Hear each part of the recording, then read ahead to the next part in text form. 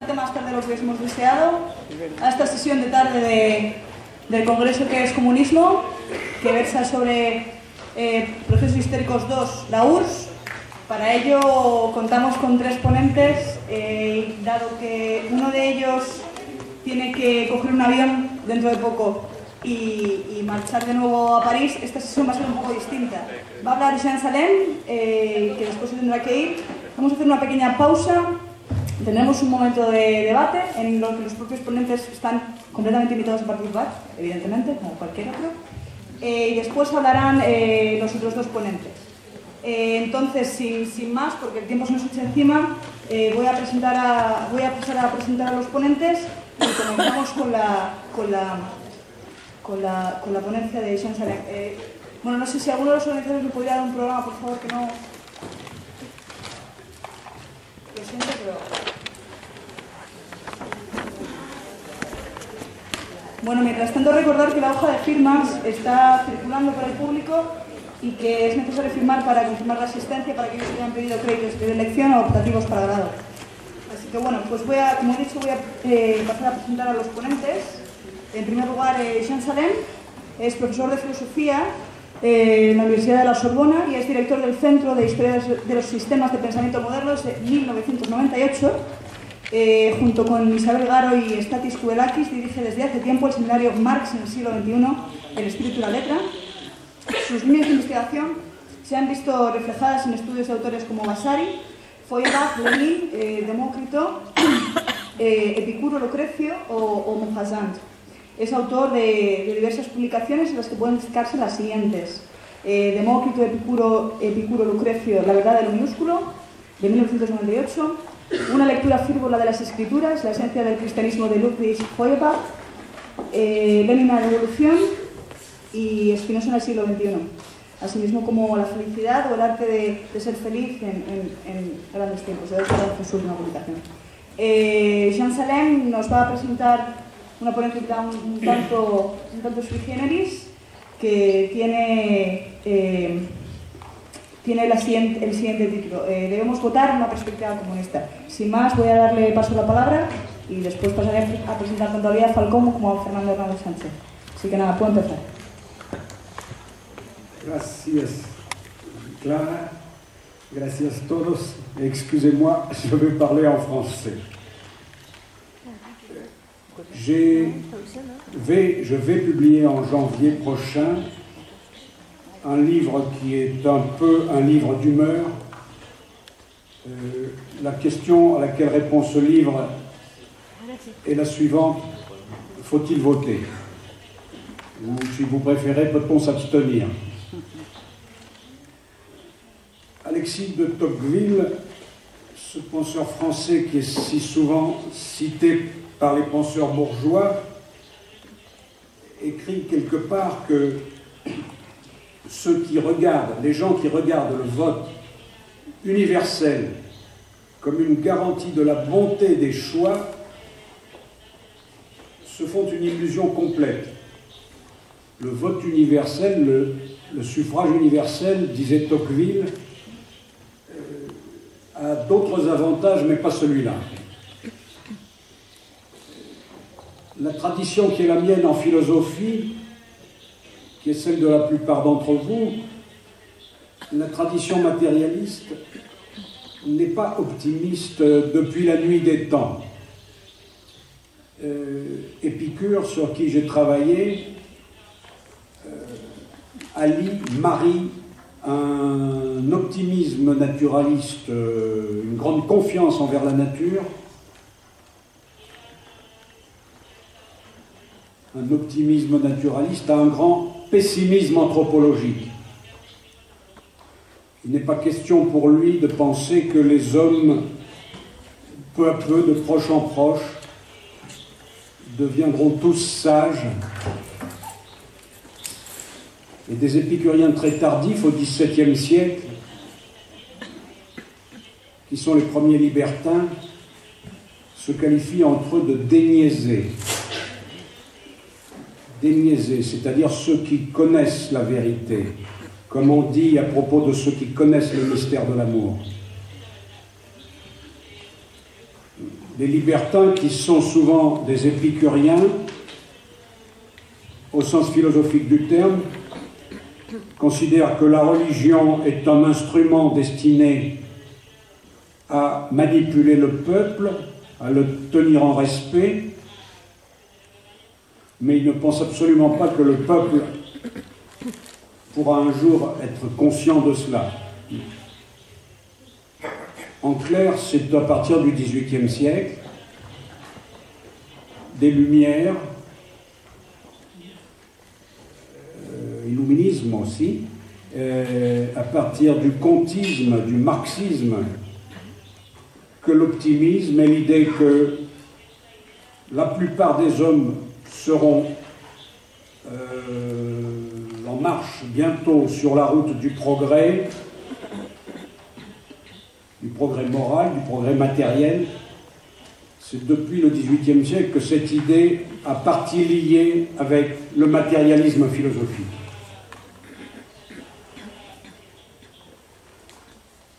Alors, pour ce qui est d'aujourd'hui, nous y sommes. Les héritiers du fascisme et du national-socialisme relèvent la tête en Europe. En Autriche, c'est entre 27 et 29% des voix qui va vers les partis d'extrême droite.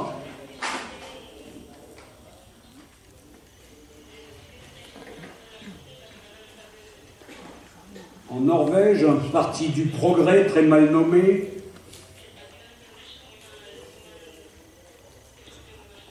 s'impose comme la deuxième formation politique du pays. Aux Pays-Bas, 17% des gens votent pour un parti d'extrême droite, ou plutôt 17% des votants, je reviendrai là-dessus. Et puis, notre pays des droits de l'homme donne 20, peut-être bientôt 25% des voix et suffrages exprimés dans un contexte d'immense abstention, d'abstention qui progresse, un parti fondé par un tortionnaire, un homme qui a torturé pendant la guerre d'Algérie.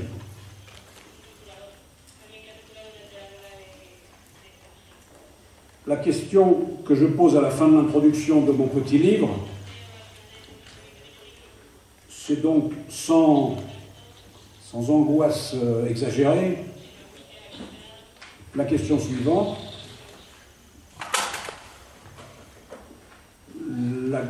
Les véritables militants de gauche ne doivent-ils pas se demander s'ils risquent, en ce début du XXIe siècle, ou bien les camps ancien style, les camps de concentration ancien style, ou bien les stades version Pinochet.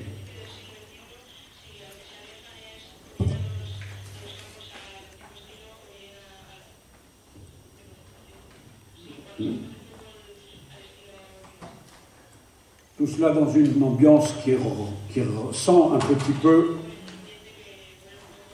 pardonnez-moi, qui sent un petit peu l'avant-guerre.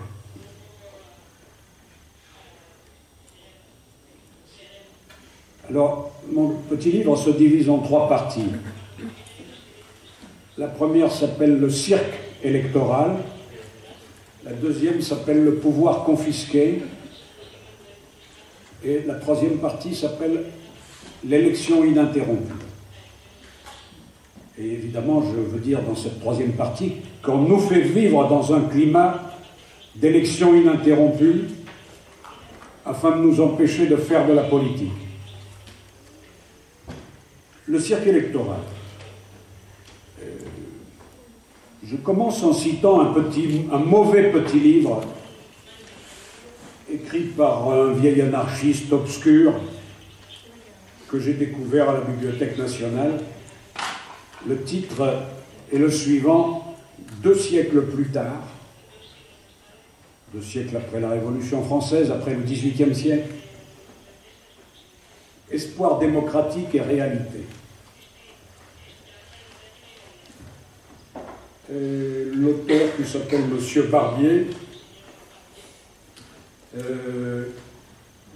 est un peu actuel tout de même, parce qu'il parle de la politique telle qu'elle se fait sous nos yeux, et du mépris et de la dérision qu'elle inspire. C'est le cas dans les périodes de crise, et c'est le cas dans la période d'Épicure que j'ai beaucoup étudiée, mais je ne parlerai plus d'Épicure. Vous savez qu'Épicure a 18 ans, quand l'empire mondial et éphémère et très bref d'Alexandre s'écroule. Donc il a été témoin, il a vécu comme ses contemporains dans un monde où il s'est passé une sorte de catastrophe à l'ancienne.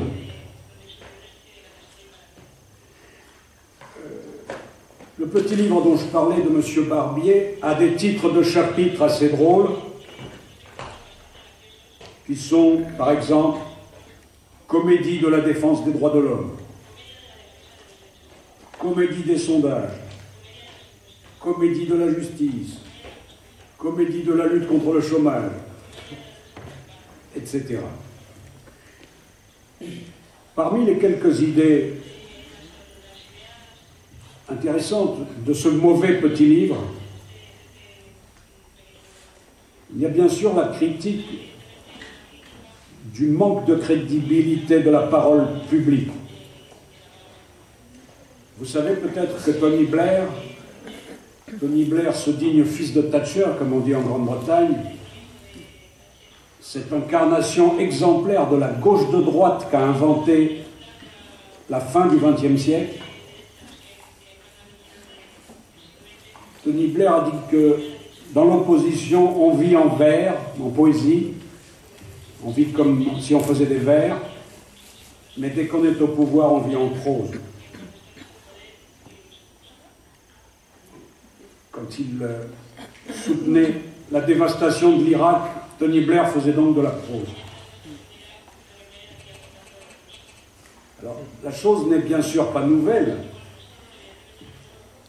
Maupassant, qui est un de mes auteurs de prédilection,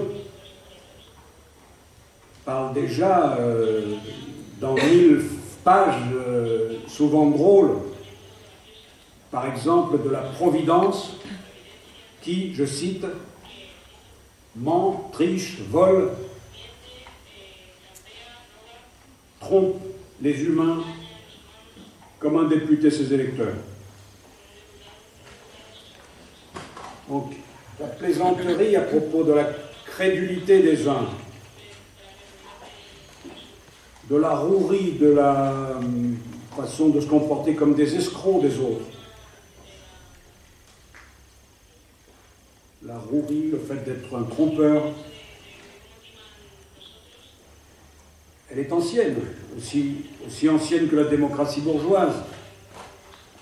Mais ce qui caractérise notre époque, c'est que cette tromperie, cette duperie du côté des électeurs, le fait d'être trompé, semble être devenu la règle. Naomi Klein, dans son extraordinaire livre « La stratégie du choc », prend l'exemple de ce qui est arrivé à Sri Lanka. En 2003, une puissante vague de grève contre la thérapie de choc que voulait imposer la Banque mondiale et le Fonds monétaire international. En 2004, victoire électorale d'une gauche qui s'appuie sur ce mouvement. Et puis arrive le tsunami, et nous avons un de ces beaux exemples de ce qu'elle appelle, Naomi Klein, le capitalisme du désastre, nouvelle industrie. La nouvelle présidente, Chandrika Kumaratunga, se convertit au néolibéralisme. Elle explique que la nature C'est une citation. La nature s'est probablement dit « assez, c'est assez ». Nous n'avons pas assez exploité suffisamment nos richesses naturelles.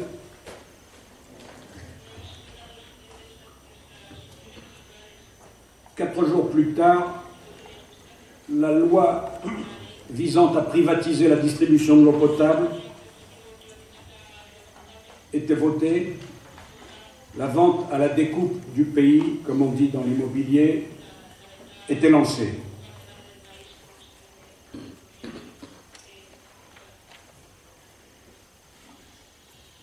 Alors on parle souvent de la versatilité des foules dans la littérature. On en parle dans Shakespeare, on en parle chez les anciens. Mais Tocqueville, déjà cité, écrivait qu'il ne faut pas croire que le peuple a un bon instinct qui lui fait choisir les plus capables. Pour moi, écrivait Tocqueville, ce que j'ai vu en Amérique ne m'autorise pas à penser qu'il en soit ainsi. Et il dit même, un peu comme Shakespeare, notamment dans sa pièce romaine Coriolan,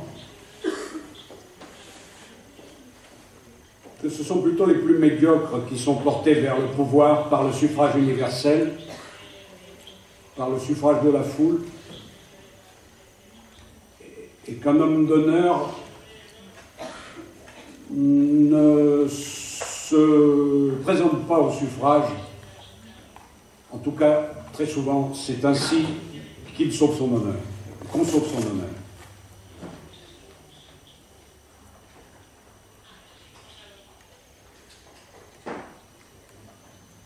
Daumier, qui est un caricaturiste français du XIXe siècle, un dessinateur et un sculpteur, avait représenté 40 célébrités du juste milieu.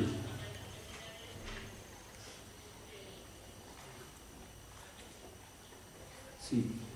Et on a ces portraits qui sont exposés à Paris, qui représentent des hommes importants de la vie parlementaire du XIXe siècle, des gens particuliers, Guizot, des gens qui existent dans notre histoire parlementaire. Et il y a un nom en dessous de chacun, un commentaire si vous voulez, un malin, un habile, l'ennuyeux, le vaniteux. Ce sont des caractérisations, une typologie de ces personnages qui sont représentés avec un évident mépris.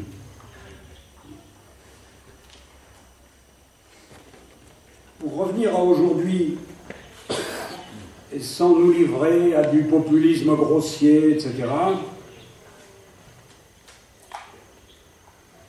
il va de soi que le personnel politique se caractérise en Occident par une inculture déconcertante. Quel homme politique brigue les suffrages en parlant de ses sorties à l'opéra, en citant une grande œuvre de la littérature mondiale dans une polémique?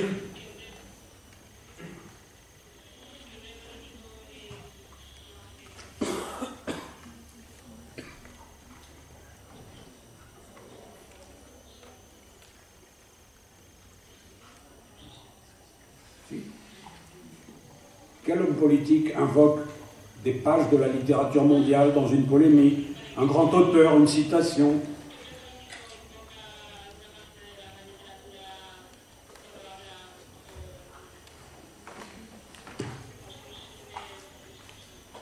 La communication est au premier rang des soucis de ces gens, c'est-à-dire la présence aux manifestations les plus vulgaires. On prend avec soi, dans son voyage en tout cas, des hommes comme Berlusconi ou notre président. On emmène en voyage des comiques du niveau le plus grossier, etc. On voyage auprès du pape. Notre président s'est déplacé avec un comique de bas étage.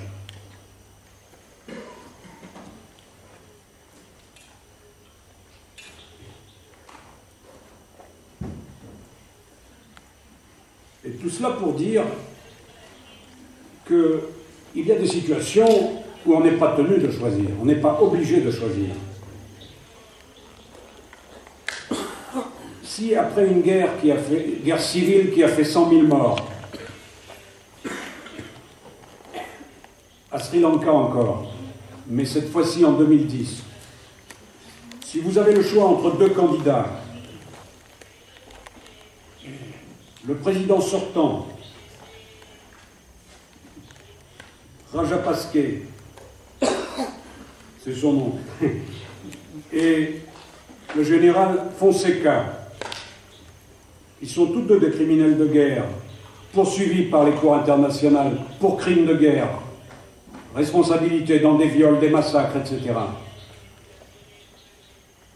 Vous pouvez très bien comprendre que les sites internet tamouls expliquent Tamil, net, tamoul, les victimes. Vous pouvez très bien comprendre que les sites internet tamouls expliquent que voter, c'est participer au système des massacreurs.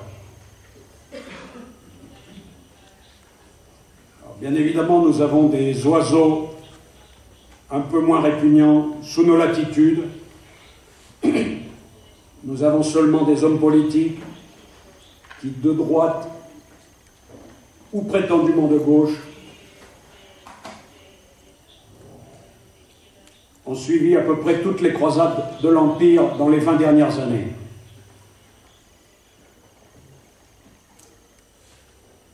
Je note dans cette première partie également la véritable décérébration qui résulte de l'abandon de l'enseignement de l'histoire aux États-Unis d'abord, dans nos pays européens ensuite. Je prétends que pour un jeune lycéen français du milieu de la classe, pas les excellents élèves, l'histoire commence en 1945, si possible après le largage des bombes sur Hiroshima et Nagasaki le 8 août 1945. Il sait tout de même que l'Amérique nous a sauvés en 1944. Il ignore tout de Stalingrad qui a fait changer le sort de la guerre. Il sait qu'un homme de bien, qu'un homme bien, a dit vers 1965 I have agreed 98 millions d'entrées sur Google.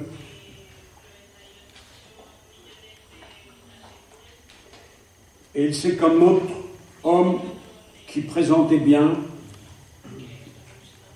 a dit plus récemment Yes, we can.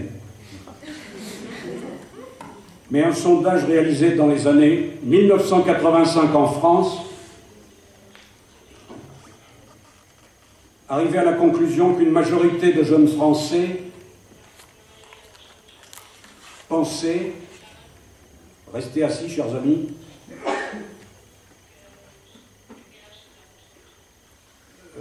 que l'Union soviétique et l'Allemagne nazie étaient alliées pendant la Deuxième Guerre mondiale.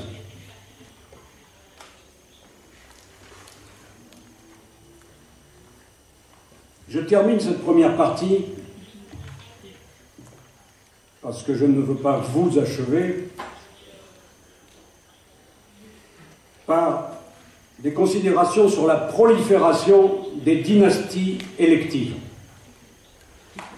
Qu'est-ce que penserait un libéral au sens noble, au sens politique, un libéral bourgeois du XIXe siècle,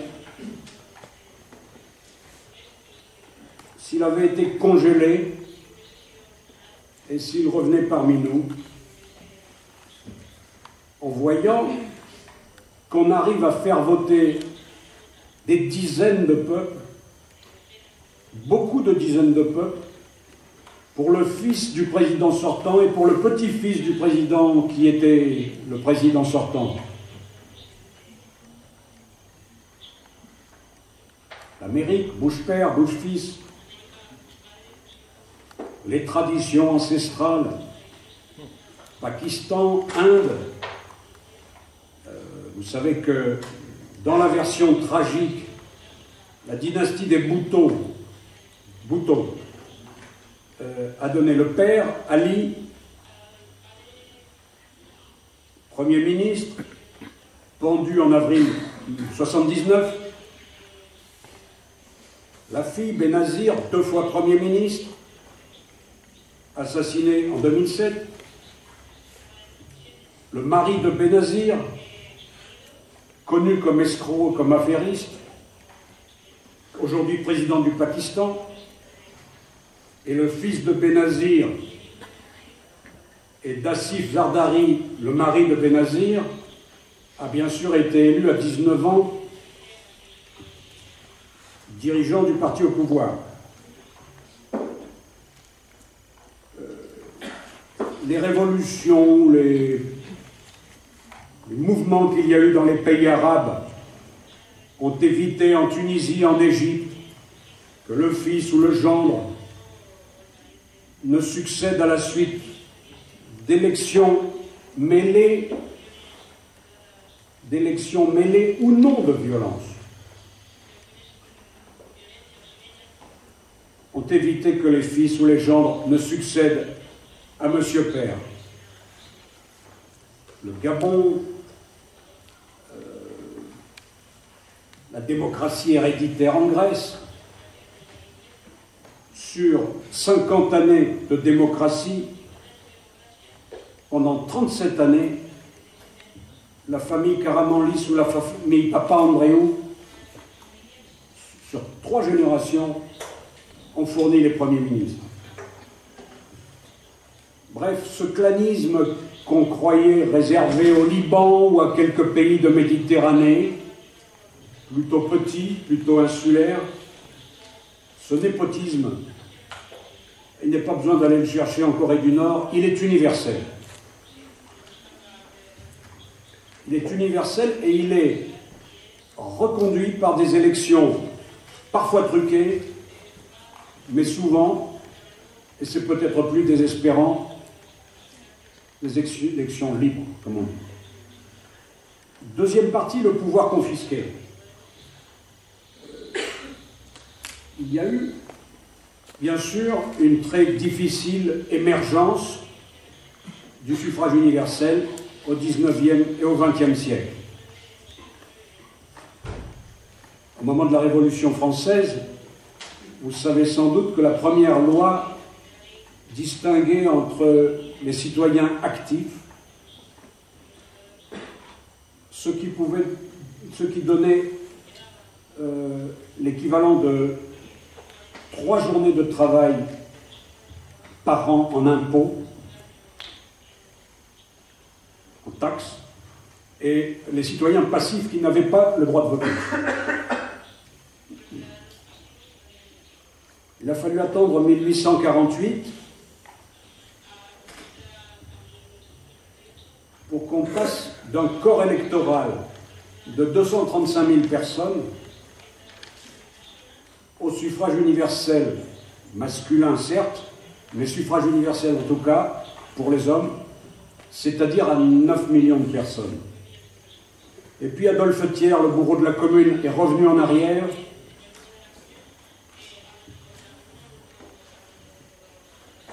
Le futur bourreau de la Commune. Et c'est l'empereur, le dictateur, Louis-Napoléon Bonaparte, qui a restauré le suffrage universel masculin.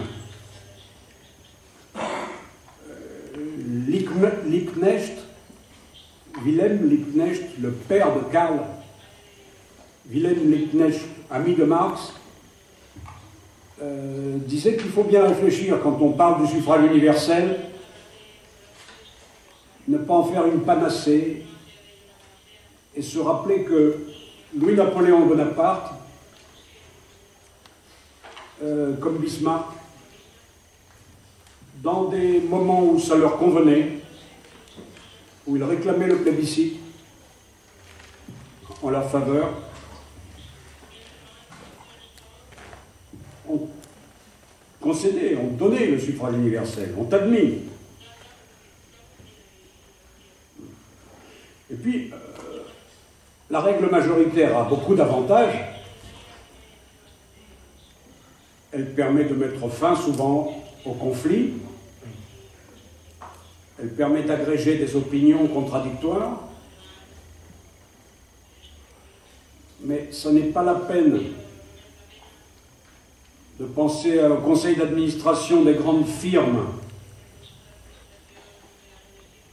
où on se vote démocratiquement des primes extraordinaires. Ce n'est pas la peine d'être dans l'université française où des gens cultivés votent de telle façon que la plupart de mes amis marxistes ne trouvent pas de poste, pour savoir qu'une majorité peut se tromper. La majorité n'a pas toujours raison. Hitler n'a pas eu une majorité absolue, mais son parti a bien eu la majorité relative en 1932. Et c'est donc d'une certaine façon, démocratiquement, que les bandes fascistes qui faisaient régner la terreur dans les rues ont mis le pied dans la porte et ont pris le pouvoir. Ce qui ressort aujourd'hui aux yeux de tous, parenthèse, mon livre enfonce des portes ouvertes, mais vous l'avez déjà remarqué.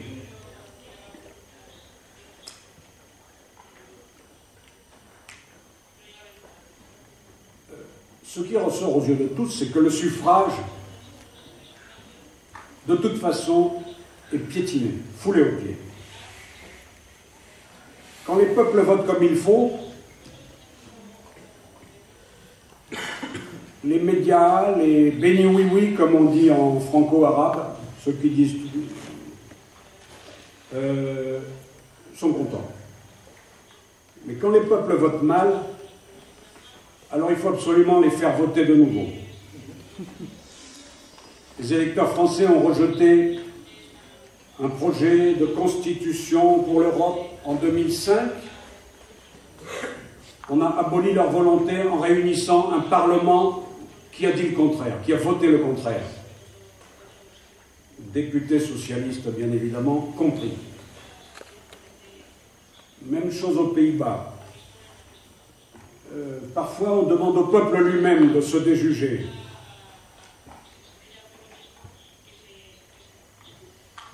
Les Irlandais, qui étaient stupides, les Irlandais, qui étaient stupides en 2008, sont devenus intelligents en 2009.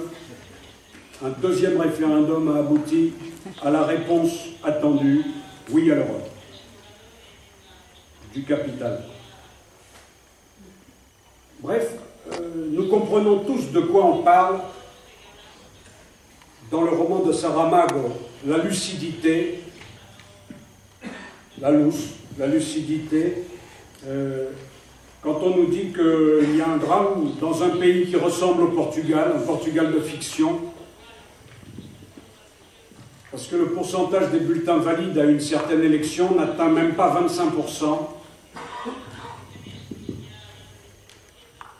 Et on proclame l'état d'exception, on fait revoter, ça recommence. Et cette farce, évidemment, où le vote blanc a la même fonction de vote sanction, de vote critique que l'abstention pure et simple, cette farce nous parle d'aujourd'hui. Et si on a affaire à des voyous, à des pays voyous, comme disait le regretté George Bush, alors ce sont les sanctions politiques des États-Unis et de l'Europe à l'égard des électeurs palestiniens, par exemple. Et puis le châtiment militaire avec les bombardements sur Gaza directement l'année qui suit. L'année qui suit l'aggravation des sanctions, pas l'année qui suit le vote en faveur du Hamas, en 2008. Bref, tout le monde sent bien que le pouvoir est ailleurs, dans des organismes internationaux, dans une sorte de souveraineté transnationale, qui est celle des banques, celle du capital, celle de la finance, ou celle de comités plus ou moins obscurs. Tout ce qui concerne ce que nous appelons l'État-providence, le fameux welfare state, puisque l'État n'a guère en charge, peu à peu, que la police et l'armée, est dévolu et relayé par des associations très diverses. Professionnalisation, monétarisation de la solidarité, tout cela évidemment s'impose sans débat. Le peuple anglais, écrivait Rousseau, Jean-Jacques Rousseau, dans son contrat social, pense être libre. Il se trompe fort. Il ne l'est que durant l'élection des membres du Parlement. Sitôt qu'ils sont élus, il est esclave. Il n'est rien. Fin de citation. À cela s'ajoute aujourd'hui la corruption morale de tous ces politiciens qui offrent aux peuples occidentaux la constitution in live, à la télévision, le soir qui suit l'élection, de majorité issue de combinazione, de tractation du dernier moment.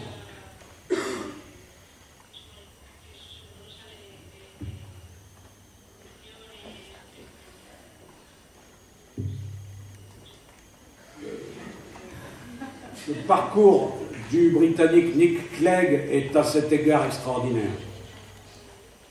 Nick Clegg. Comment exister en politique façon voyou?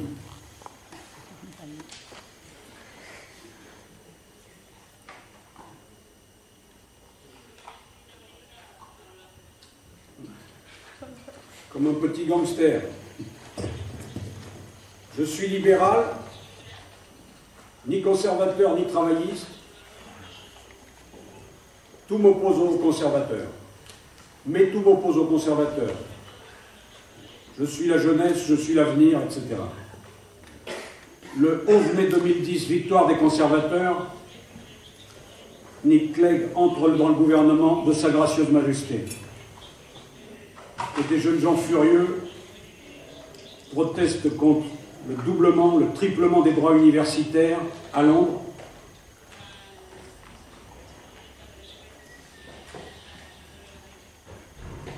Avec en face d'eux M. Clegg, qui était tout à fait hostile à une telle mesure pendant qu'il était candidat.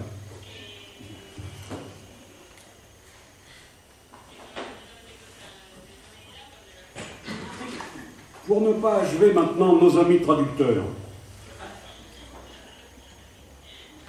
je dirais que si on avait le temps, on pourrait dire que, bien évidemment, le grand maître en matière de déception, de mensonge, de trahison,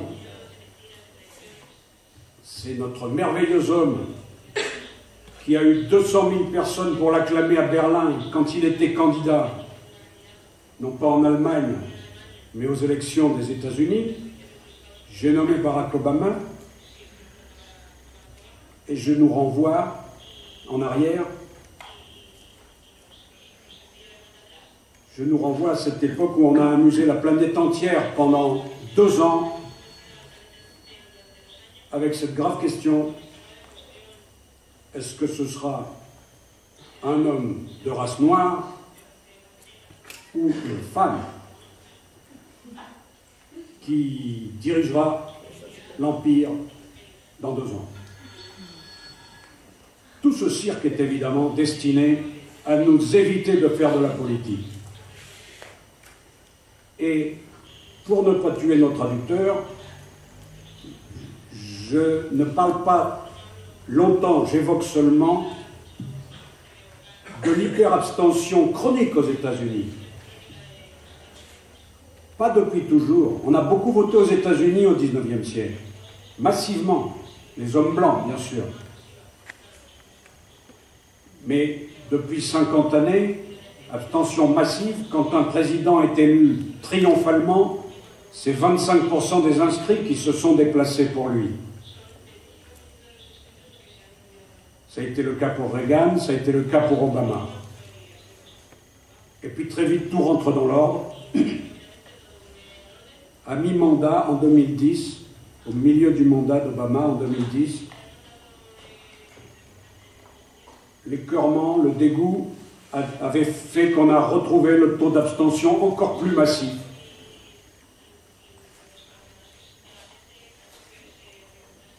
Que dans ces jours d'élection triomphale où 25% des gens élisent le président.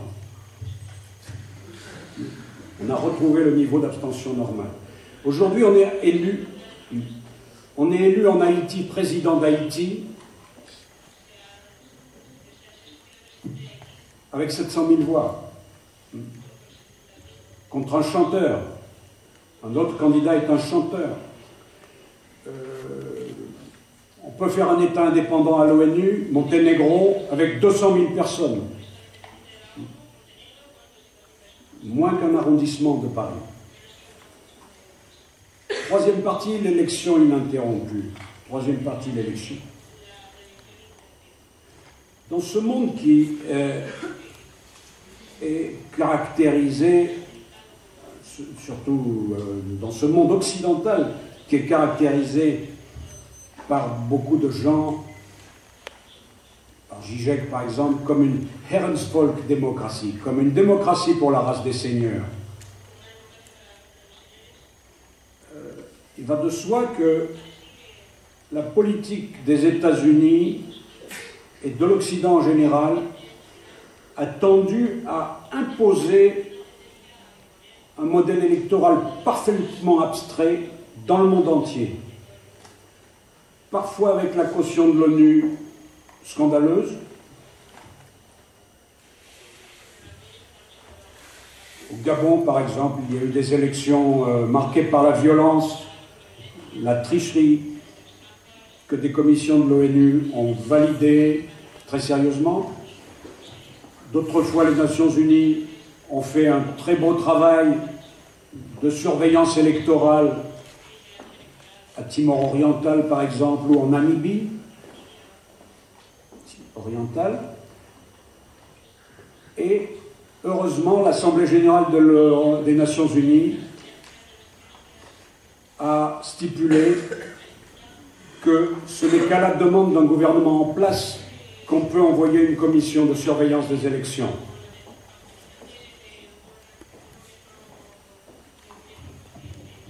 Si. Sinon, tous les méchants auraient droit à des bombardements humanitaires, à une ingérence démocratique, sans même avoir le droit de donner d'abord leur avis sur la manière de faire dans leur propre région, dans leur pays. Alors, pour arriver vers la fin de ce que j'ai à vous dire, je dirais que bien évidemment le rôle des médias, de ce pouvoir monocratique et médiacratique, comme dit un auteur italien, le rôle des grands médias est évidemment très important. Pas décisif, mais très important. Ils pratiquent, les grands médias, la répétition, de nouvelles toujours plus locales, toujours plus stupides.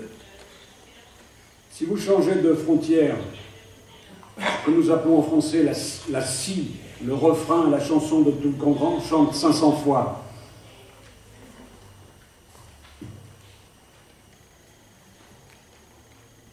Va changer. Vous changez de pays, l'information répétée 500 fois, ce n'est pas la même en France et en Espagne, aujourd'hui. Mais c'est le système qui veut qu'on parle 500 fois de la petite phrase provocatrice d'un homme politique, ou de l'enfant à 3 têtes, ou de la météorologie, etc., etc. L'information, c'est très bien étudié par une sociologue américaine pour les États-Unis qui s'appelle Nina Eliasov. L'information est toujours davantage réduite à ce qui touche de très près la personne, le téléspectateur. Et bien évidemment, dans ce système médiatique, le sondage à jet continu tient un rôle très important. Il fabrique à longueur de journée du pseudo-consensus.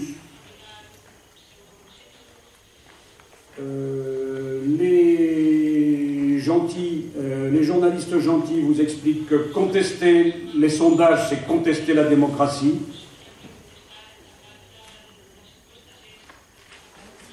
Ils ont un effet de verdict. Ils nous tiennent en haleine pour savoir si tel candidat pour l'élection de dans 2 ans a gagné 2 points ou perdu 3 points.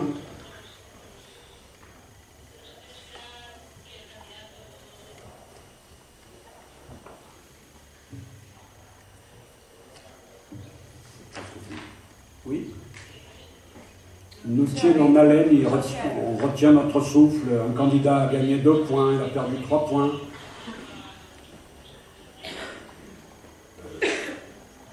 S'instaure de plus en plus en Europe ce système fou qui vient des États-Unis, qui consiste à assurer à l'intérieur des partis prétendument de gauche ou des syndicats une pression qui vient de l'extérieur. C'est le système des primaires que notre parti socialiste a trouvé intéressant de reprendre. Et ça a occupé 15 jours d'antenne à la télévision française.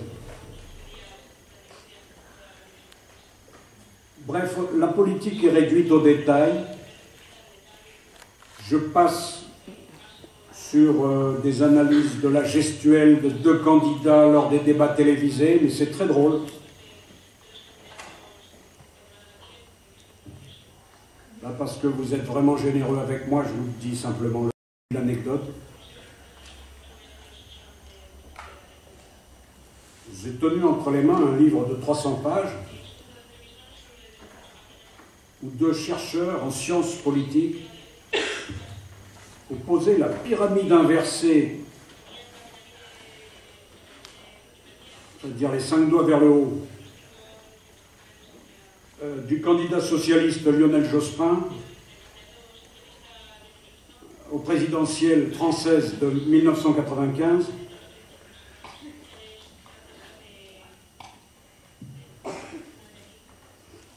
à la pince chiracienne, pince digitale latérale, comme ça,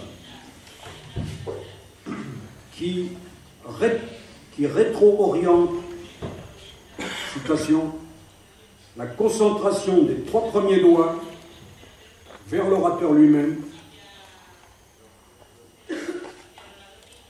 et qui est censé aiguiller, diriger l'attention des téléspectateurs vers lui.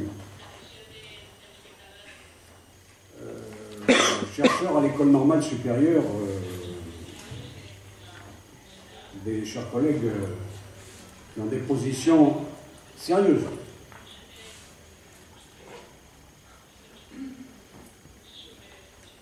Je termine, c'est ma conclusion, en disant disant que chacun se demandera, c'est facile de s'opposer, mais il faut proposer. Alors, tout d'abord, on n'est pas obligé en 1937 ou en 1912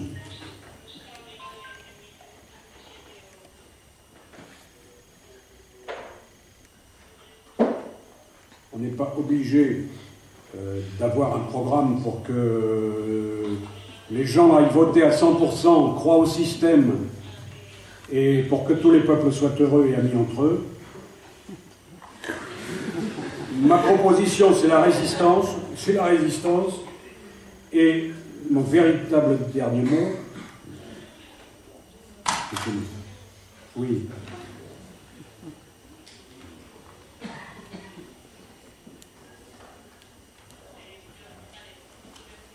Merci. La résistance, pour retarder ce qui n'est pas inévitable, de situations comme la nôtre peuvent sortir des révolutions noires, des guerres, mais peut-être aussi des révolutions. Qui attendait la révolution en Russie en 1917 ou en 1913, à part les bolcheviks? Mais il y a des mesures immédiates qui pourraient introduire un petit peu de salubrité. La fin du cumul des mandats, dont la fausse gauche parle dans 15-20 pays d'Europe depuis 30 ans sans l'appliquer. Le retour à des partis, parce que nous mourrons de ne pas avoir de partis. À des partis qui obligent les élus à reverser une bonne partie de leur salaire, de leurs gains, à l'organisation. Mais bien évidemment, les mesures qui m'intéressent plus, elles concernent l'ensemble. Si vous voyez le film Cleveland contre Wall Street, une femme ruinée par les spéculateurs s'écrit « Leurs bonus, leurs bénéfices sont indexés sur mon malheur ». C'est ma véritable dernière phrase. Un système qui produit ce genre de réaction et de drame, on ne peut pas l'humaniser, il faut l'abattre. Et c'est promis, quand ce sera fait, je me rendrai aux urnes, ne serait-ce que pour fêter la bonne nouvelle.